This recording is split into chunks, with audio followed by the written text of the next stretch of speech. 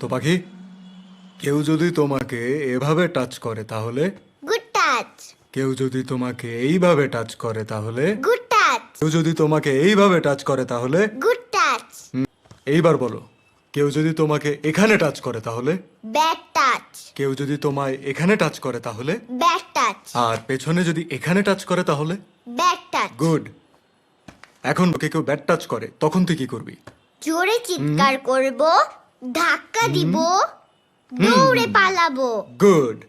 আমাদের অনেক মেয়ে দেখা হয়েছে আর অনেকগুলো সম্বন্ধ এসেছিল। আমাদের আসলে মেয়ে পছন্দ হচ্ছিল না, কি বল? হ্যাঁ ঠিক বলেছো। কি সব মিষ্টি খেয়ে ফেলবে? আমার জন্য কি কিছুই রাখবে না?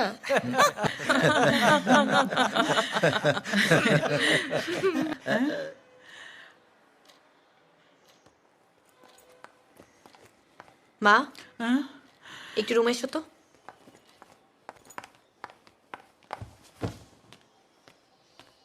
কি ব্যাপার মা, কি হচ্ছে এসব? বুঝতে পারছিস না, পাত্রপক্ষ তোকে দেখতে আসছে।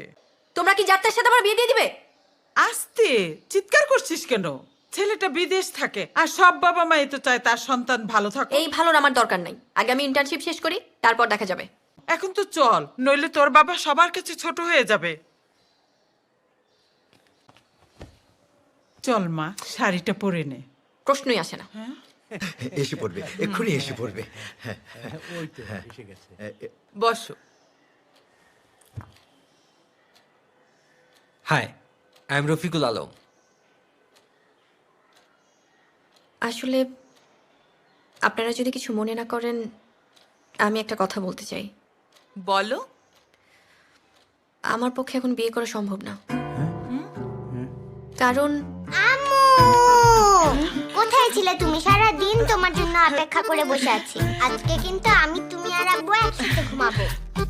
আব্বু আম্মু, মেয়েটা কি বলছে? কি হচ্ছে এসব? আমি তো কিছুই বুঝতে পারছি না। ও আমাদের প্রতিবেশীর মেয়ে। হায় আল্লাহ, আম্মু আমি পাশের বাসার হয়ে গেলাম। তুমি ওদের কিছু বলো। তাহলে আজকের মতো আমরা উঠি। চলো ওঠো তোমরা, এখানে বসে থাকার। হ্যাঁ ঠিক আছে, আমরা পরে যোগাযোগ করবো। আসি।